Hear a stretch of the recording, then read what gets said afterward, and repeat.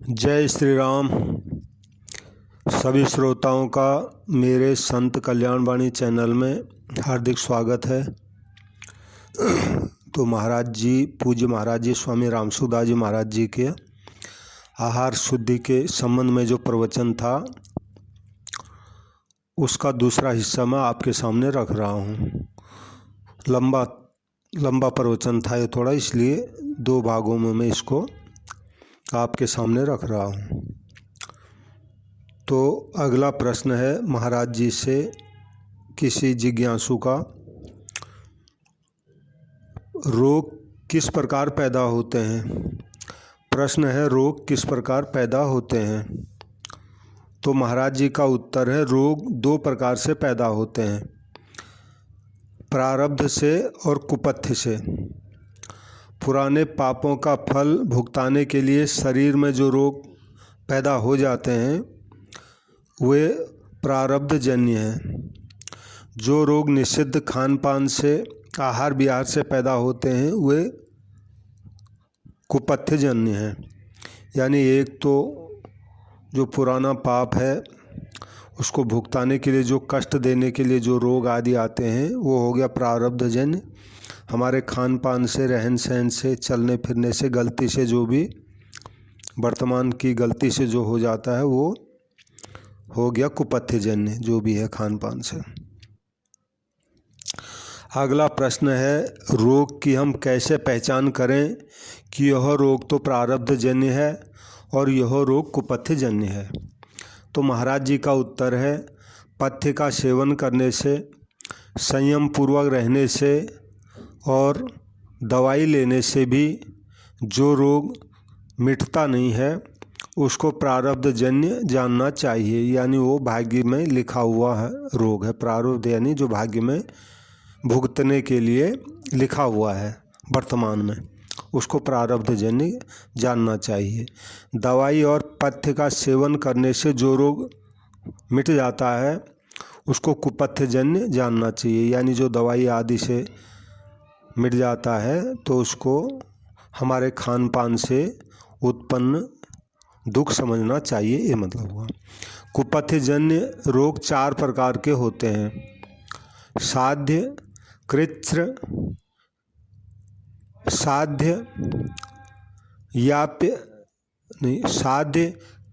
साध्य, याप्य और असाध्य। ये रोग दवाई लेने से मिट जाते हैं। जो रोग दवाई लेने से मिट जाते हैं वे साध्य रोग हैं। जो रोग कई दिन तक दवाई और पथ्य का विशेषता से सेवन करने पर दूर होते हैं वे कृच्छ्र साध्य हैं। जो रोग पथ्य आदि का सेवन करते रहने से दबे रहते हैं, जड़ से नहीं मिटते, वे याप्य हैं। और जो रोग दवाई आदि का सेवन करने पर भी नहीं मिटते वे असाध्य हैं। प्रारब्ध से होने वाला रोग तो असाध्य होता ही है। कुपथ्य से होने वाला रोग भी कभी कभी असाध्य हो जाता है। ऐसे असाध्य रोग प्रायः दवाइयों से दूर नहीं होते। किसी संत के आशीर्वाद से, मंत्रों के प्रबल अनुष्ठान से, भगवत कृपा से ऐसे रोग दूर हो सकते हैं। अगला प्रश्न है कुपथ्य जन्य रोग के असाध्य होने में क्या कारण है। यानी हमारे खान पान से जो रोग असाध्य हो गया, अब इलाज उसका नहीं हो पा रहा है, उसका क्या कारण है, ये प्रश्न है। तो महाराज जी का उत्तर है इसमें कई कारण हो सकते हैं। जैसे पहला कारण है रोग बहुत दिन का पुराना हो जाए। दूसरा, तात्कालिक रुचि के कारण रोगी कुपथ्य का सेवन कर ले। तीसरा, दवाइयों के बनाने में मात्रा आदि की कमी रह जाए। चौथा, जिन जड़ी बूटियों आदि से दवाइयाँ बनाई जाएं वे पुरानी हों, ताज़ी न हों। पांचवा, रोगी का वैद्य पर और औषध पर विश्वास न हो, ये भी कारण है। छठा है रोगी खान पान आदि में संयम नहीं रखे। सातवां है रोगी ब्रह्मचर्य का पालन नहीं करे। आदि आदि कारणों से कुपथ्यजन रोग भी जल्दी नहीं जाते, यानी असाध्य हो जाते हैं।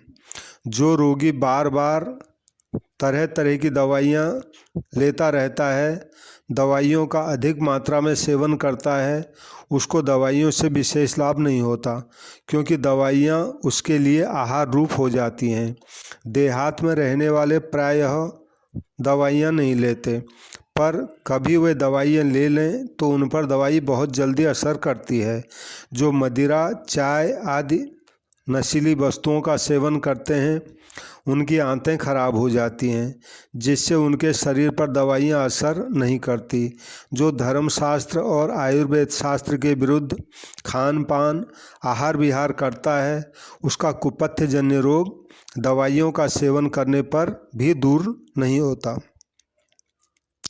कुपथ्य का त्याग और पथ्य का सेवन करना तथा संयम से रहना, ये तीनों बातें दवाइयों से भी बढ़कर रोग दूर करने वाली हैं।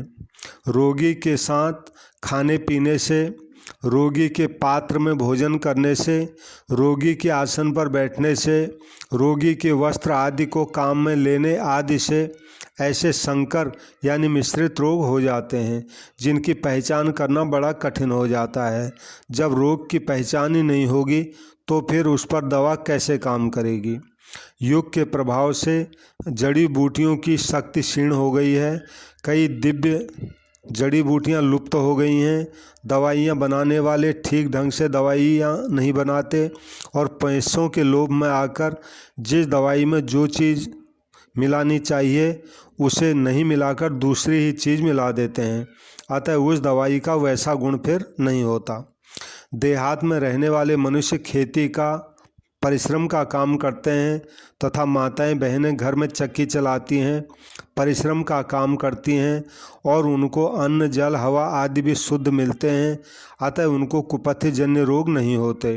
परंतु जो शहरों के रहने वाले हैं वे शारीरिक श्रम भी नहीं करते और उनको शुद्ध अन्न जल हवा आदि भी नहीं मिलते, अतः उनको कुपथ्यजन्य रोग होते हैं। हाँ, प्रारब्धजन्य रोग तो सबको ही होते हैं, चाहे वे देहाती हों चाहे शहरी हों। मनुष्य को शास्त्र की आज्ञा के अनुसार शुद्ध दवाइयों का सेवन करना चाहिए। अगर कोई साधु, सन्यासी, गृहस्थ रोगी होने पर भी दवाई न ले तो इससे भी रोग दूर हो जाता है, क्योंकि दवाई नहीं लेना भी एक तप है जिससे रोग दूर होते हैं। जो रोगों के कारण दुखी अप्रसन्न रहता है उस पर रोग ज़्यादा असर करते हैं, परंतु जो भजन स्मरण करता है, संयम से रहता है, प्रसन्न रहता है, उस पर रोग ज़्यादा असर नहीं करते। चित्त की प्रसन्नता से उसके रोग नष्ट हो जाते हैं। प्रारब्धजन्य रोग के मिटने में दवाई तो केवल निमित्त मात्र बनती है। मूल में तो प्रारब्ध कर्म समाप्त होने से रोग मिटता है। जिन कर्मों के कारण रोग हुआ है उन कर्मों से बढ़कर कोई पुण्य कर्म, प्रायश्चित, मंत्र आदि का अनुष्ठान किया जाए तो प्रारब्धजन्य रोग मिट जाता है। परंतु इसमें प्रारब्ध के बलाबल का प्रभाव पड़ता है, अर्थात प्रारब्ध की अपेक्षा अनुष्ठान प्रबल हो तो रोग मिट जाता है और अनुष्ठान की अपेक्षा प्रारब्ध प्रबल हो तो रोग नहीं मिटता अथवा थोड़ा ही लाभ होता है। अगला प्रश्न है, गलित, कुष्ठ, प्लेग आदि से ग्रस्त रोगियों के संपर्क में आने से किसी को रोग हो जाए तो इसमें उसका प्रारब्ध कारण है या कुछ और। महाराज जी का उत्तर है, जिनका प्रारब्ध कच्चा है अर्थात प्रारब्ध कर्म के अनुसार जिनको रोग होने वाला है उन्हीं को ये रोग होते हैं, सबको नहीं होते।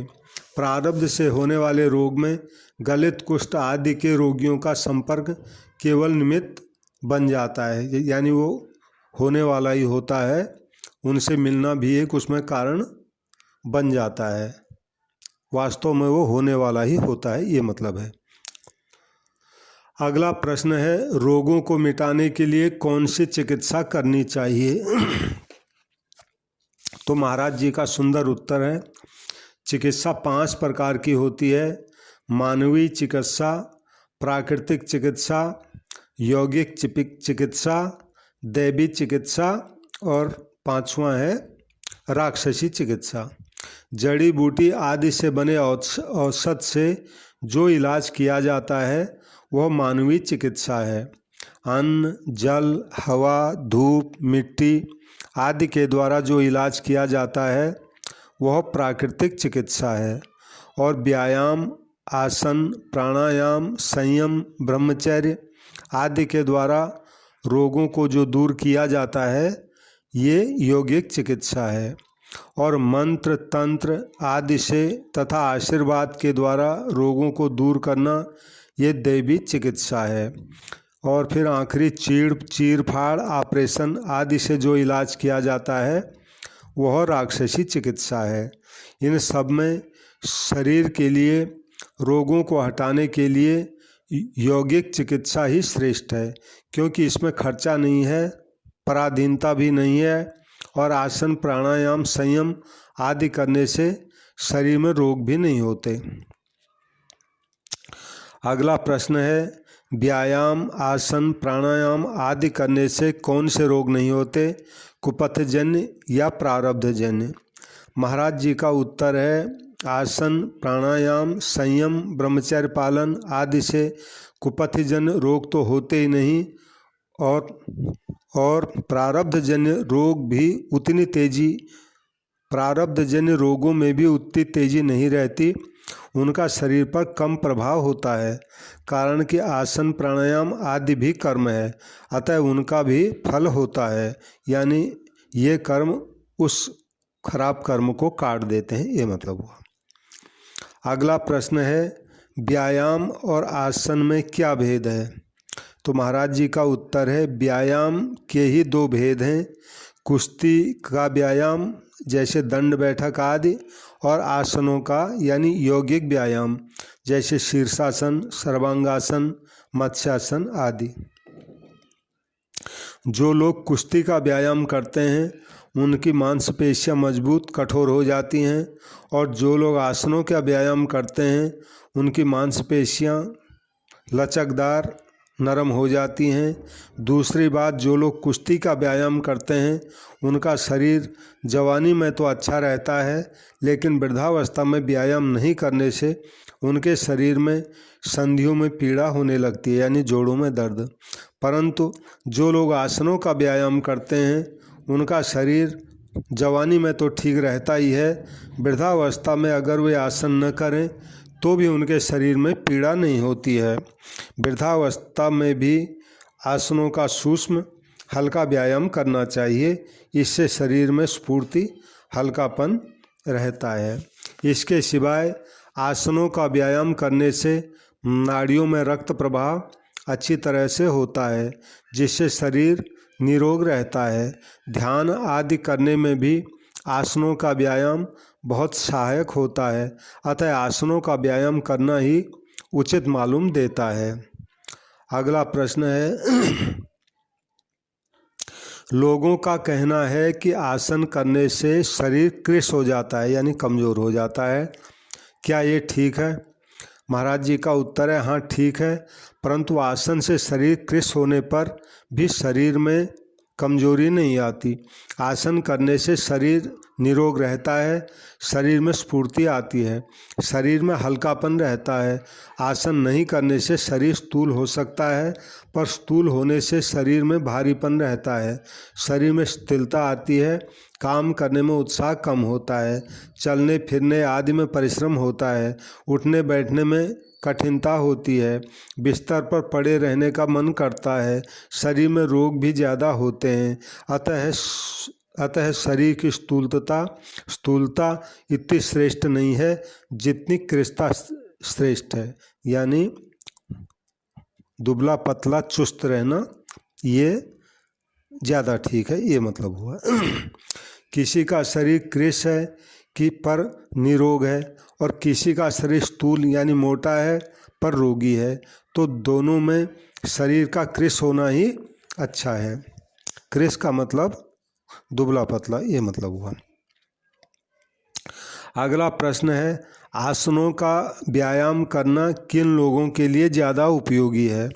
उत्तर, महाराज जी का उत्तर है, जो लोग खेती का परिश्रम का काम करते हैं उनका तो स्वाभाविक ही व्यायाम होता रहता है, उनको हवा भी शुद्ध मिल जाती है, अतः उनके लिए व्यायाम की ज़रूरत नहीं है। परंतु जो लोग बौद्धिक काम करते हैं, दुकान ऑफिस आदि में बैठे रहने का काम करते हैं, उनके लिए आसनों का व्यायाम करना बहुत उपयोगी होता है। अगला प्रश्न है, व्यायाम कितना करना चाहिए? तो महाराज जी का उत्तर है, कुश्ती के व्यायाम में तो दंड बैठक करते करते शरीर गिर जाए, थक जाए तो वह व्यायाम अच्छा होता है, परंतु आसनों के व्यायाम में ज़्यादा जोर नहीं लगाना चाहिए। प्रत्युत शरीर में कुछ परिश्रम मालूम देने पर आसन करना बंद कर देना चाहिए। आसनों का व्यायाम करते करते समय भी बीच बीच में शवासन करते रहना चाहिए। अगला प्रश्न है, व्यायाम किस जगह पर करना चाहिए? महाराज जी का उत्तर है, जहाँ शुद्ध हवा हो, जंगल हो, वहाँ व्यायाम करने से विशेष लाभ होता है। कुश्ती के व्यायाम में तो अगर शुद्ध हवा न मिले तो भी काम चल जाता है, पर आसनों के व्यायाम में शुद्ध हवा का होना ज़रूरी है। जो लोग शहरों में रहते हैं वे लोग मकान की छत पर अथवा कमरे में हल्का सा पंखा चलाकर आसन कर सकते हैं। अगला प्रश्न है, व्यायाम करने वालों को किस वस्तु का सेवन करना चाहिए? तो महाराज जी का उत्तर है, कुश्ती का व्यायाम करने वालों को दूध, घी आदि का खूब सेवन करना चाहिए।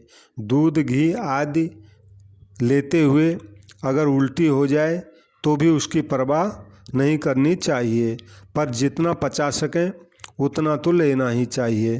परंतु आसनों के व्यायाम में शुद्ध, सात्विक तथा थोड़ा आहार करना चाहिए।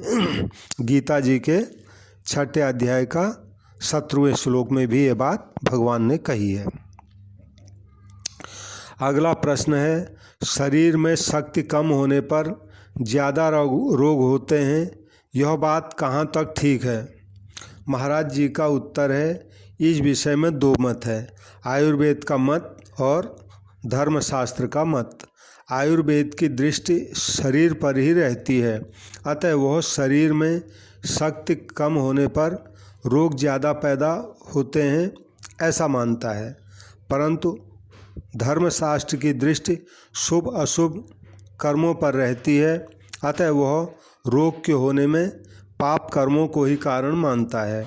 जब मनुष्यों के क्रियमाण यानी कुपथ्यजन्य कर्म अथवा प्रारब्ध पाप कर्म अपना फल देने के लिए आ जाते हैं, तब कफ, वात और पित्त ये तीनों विकृत होकर रोगों को पैदा करने में हेतु बन जाते हैं, और तभी भूत प्रेत भी शरीर में प्रविष्ट होकर रोग पैदा कर सकते हैं। कहा भी है, एक श्लोक है, वैद्या बदन्ति कफ पित्त मरुद्विकारान ज्योतिर्विदो ग्रह गतिं परिवर्तयन्ति भूता विसन्तीति भूतविदो वदन्ति प्रारब्ध कर्म बलवन मुनयो वदन्ति। यानी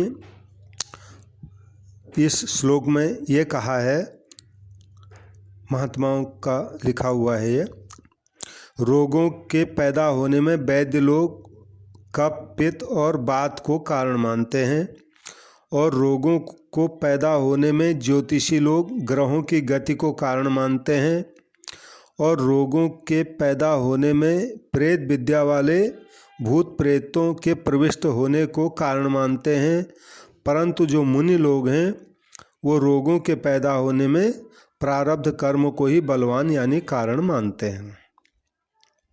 यानी मुनियों की बात सबसे ऊपर है, यानी भाग्य में होगा तो आता है दुख, ये मतलब हुआ। अब जो है भोजन के लिए आवश्यक विचार, तो महाराज जी कहते हैं, उपनिषदों में आता है कि जैसा अन्न होता है वैसे ही मन बनता है। अन्नमयं ही सौम्यः मनः, छांदोग्य उपनिषद में ये बात आई है। अर्थात अन्न का असर मन पर पड़ता है। अन्न के सूक्ष्म सार भाग से मन यानी अंतःकरण बनता है, दूसरे नंबर के भाग से वीर्य, तीसरे नंबर के भाग से मल बनता है जो कि बाहर निकल जाता है। अतः मन को शुद्ध बनाने के लिए भोजन शुद्ध पवित्र होना चाहिए। भोजन की शुद्धि से मन यानी अंतःकरण की शुद्धि होती है। आहार शुद्धो सत्व शुद्धि, छांदोग्य उपनिषद में ये बात आई है। मतलब जहाँ भोजन करते हैं वहाँ का स्थान, वायुमंडल, दृश्य तथा जिस पर बैठकर भोजन करते हैं वह आसन भी शुद्ध पवित्र होना चाहिए। कारण कि भोजन करते समय प्राण जब अन्न ग्रहण करते हैं तब वे शरीर के सभी रोमकूपों से आसपास के परमाणुओं को भी खींचते हैं यानी ग्रहण करते हैं। अतः वहाँ का स्थान, वायुमंडल आदि जैसे होंगे प्राण वैसे ही परमाणु अपने में खींचेंगे और उन्हीं के अनुसार मन बनेगा। भोजन बनाने वाले के भाव विचार भी शुद्ध सात्विक हों। भोजन के पहले दोनों हाथ, दोनों पैर और मुख इन पांचों को शुद्ध पवित्र जल से धो लें। फिर पूर्व या उत्तर की ओर मुख करके शुद्ध आसन पर बैठकर भोजन की सब चीज़ों को पत्रं पुष्पं फलं तोयं यो मे भक्त्या प्रयच्छति तदहं भक्ति पहरित अस्नाम प्रयतात्मनः। गीता जी का 9वें अध्याय का 26वां श्लोक है ये। तो इस श्लोक को पढ़कर भगवान को अर्पण कर दें यानी ये श्लोक भगवान को अर्पण करने के लिए है भोजन को। और अर्पण करने के बाद दाएं हाथ में जल लेकर फिर ब्रह्मार्पणम ब्रह्मो हविर्ब्रह्मा गणौ ब्रह्मणाहुतम ब्रह्मैव तेन गंतव्यम ब्रह्म कर्म समाधिना। ये श्लोक भी गीता जी के 4थे अध्याय का 24वां श्लोक है। तो भगवान को अर्पण करने का मंत्र बोलकर फिर हाथ में जल लेकर ये मंत्र बोल करके ये श्लोक बोलकर आचमन कर ले यानी उस पानी को पी ले और भोजन का पहला ग्रास भगवान का नाम लेकर ही मुख में डाले और प्रत्येक ग्रास को चबाते समय हरे राम राम राम हरे हरे, हरे कृष्ण कृष्ण कृष्ण हरे हरे। मतलब ये हुआ इस मंत्र की मन से 2 बार पढ़ते हुए या अपने इष्ट का नाम लेते हुए ग्रास को चबाए और निकले। मतलब 32 का मतलब ये हुआ कि हमारे मुख में 32 दांत होते हैं, एक तो ये मतलब हुआ। दूसरा ये है कि 32 बार भगवान का नाम उच्चारण हो जाए, क्योंकि एक मंत्र में 16 नाम है ये। हरे राम राम राम हरे हरे, हरे कृष्ण कृष्ण कृष्ण हरे हरे। तो एक बार में 16 नाम आ जाते हैं, 16 नाम फिर यानी 32 हो गए। तो कहने का मतलब ये है कि एक कौर को जो है 2 बार इस मंत्र को मन में याद करते करते चबाएं, ये मतलब हुआ।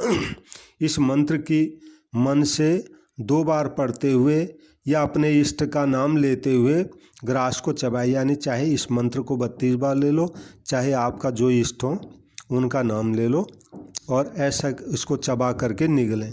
इस मंत्र में कुल 16 नाम हैं और 2 बार मंत्र पढ़ने से 32 नाम हो जाते हैं।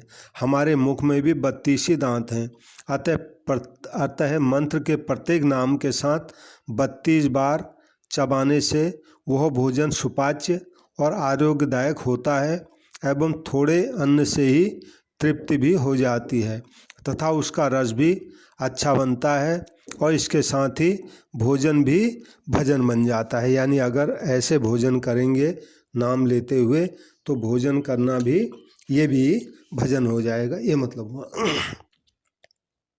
भोजन करते समय ग्रास में भगवान का नाम जप करते रहने से अन्न दोष भी दूर हो जाता है।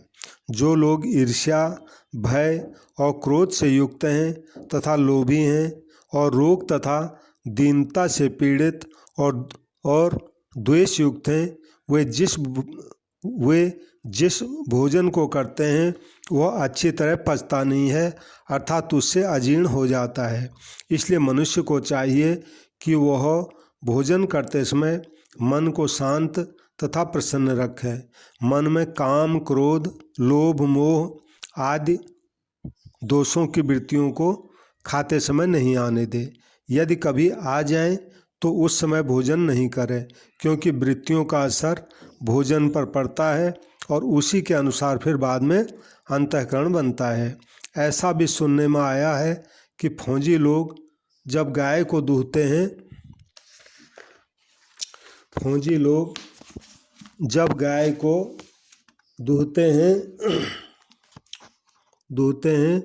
तब दूहने से पहले वे बछड़ा छोड़ते हैं और उस बछड़े के पीछे कुत्ता छोड़ते हैं। अपने बछड़े के पीछे कुत्ते को देखकर जब गाय गुस्से में आ जाती है तब बछड़े को लाकर बांध देते हैं और फिर गाय को दूहते हैं। वह दूध फौजियों को पिलाते हैं, जिससे वे लोग खूंखार बनते हैं, यानी खूंखार बनने के लिए ऐसा दूध वो पीते हैं, गुस्से वाली गाय का दूध मतलब। ऐसे ही दूध का भी असर प्राणियों पर पड़ता है। एक बार किसी ने परीक्षा के लिए कुछ घोड़ों को भैंस का दूध और कुछ घोड़ों को गाय का दूध पिलाकर उनको तैयार किया। एक दिन सभी घोड़े कहीं जा रहे थे। रास्ते में नदी का जल था। भैंस का दूध पीने वाले घोड़े उस जल में बैठ गए और गाय का दूध पीने वाले घोड़े उस जल को पार कर गए। इसी प्रकार बैल और भैंसों का परस्पर युद्ध कराया जाए तो भैंसा बैल को मार देगा, परंतु यदि दोनों को गाड़ी में जोता जाए तो भैंसा धूप में जीभ निकाल देगा, जबकि बैल धूप में भी चलता रहेगा। कारण कि भैंस के दूध में सात्विक बल नहीं होता, जबकि गाय के दूध में सात्विक बल होता है, यानी उसकी क्षमता बड़ी अच्छी रहती है। जैसे प्राणियों की वृत्तियों का पदार्थों पर असर पड़ता है, ऐसे ही प्राणियों की दृष्टि का भी असर पड़ता है। बुरे व्यक्तियों की अथवा भूखे कुत्ते की दृष्टि भोजन पर पड़ जाती है तो वह भोजन अपवित्र हो जाता है। अब वह भोजन पवित्र कैसे हो? भोजन पर उसकी दृष्टि पड़ जाए तो उसे देखकर मन में प्रश्न हो जाना चाहिए। भोजन पर उसकी दृष्टि पड़ जाए तो उसे देखकर मन में प्रसन्न हो जाना चाहिए कि भगवान पधारे हैं। अतः उसको सबसे पहले थोड़ा अन्न देकर भोजन करा दें। उसके देने के बाद बचे हुए शुद्ध अन्न को स्वयं ग्रहण करें तो दृष्टि दोष मिट जाता है और वो अन्न पवित्र हो जाता है। दूसरी बात, लोग बछड़े को पेट भर दूध नहीं पिलाकर सारा दूध स्वयं पी लेते हैं। वह दूध पवित्र नहीं होता, क्योंकि उसमें बछड़े का हक आ जाता है। बछड़े को पेट भर दूध पिला दें, इसके बाद जो दूध निकले वह चाहे पाव भरी क्यों न हो, वह बहुत पवित्र होता है। भोजन करने वाले और कराने वाले के भाव का भी भोजन पर असर होता है। जैसे पहला, भोजन करने वाले की अपेक्षा भोजन कराने वाले की जितनी अधिक प्रसन्नता होगी वह भोजन उतने ही उत्तम दर्जे का माना जाएगा। दूसरा, भोजन कराने वाला तो बड़ी प्रसन्नता से भोजन कराता है, परंतु भोजन करने वाला मुफ्त में भोजन मिल गया, अपने इतने पैसे बच गए, इससे मेरे में बल आ जाएगा, आदि स्वार्थ का भाव रख लेता है तो वह भोजन मध्यम दर्जे का हो जाता है। और तीसरा, भोजन कराने वाले का यह भाव है कि यह घर पर आ गया तो अब खर्चा करना पड़ेगा, भोजन बनाना पड़ेगा, भोजन कराना ही पड़ेगा आदि। और भोजन करने वाले में भी स्वार्थ का अभाव हो तो यह भोजन फिर निकृष्ट दर्जे का हो जाएगा।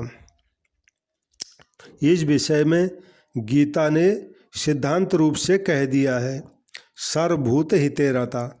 ये बात गीता जी में 2 बार आई है, 5वें अध्याय के 25वें श्लोक में और 12वें अध्याय के 4थे श्लोक में सर्वभूत हिते रता।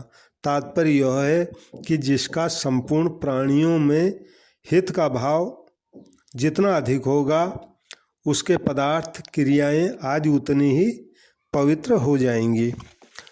तो जय श्री राम।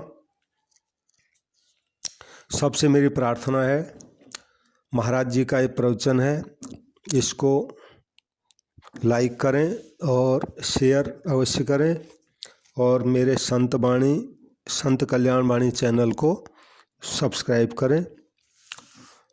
जय श्री राम, जय श्री राम, जय श्री राम। सबको मेरा नमस्कार, सबको प्रणाम। राम राम।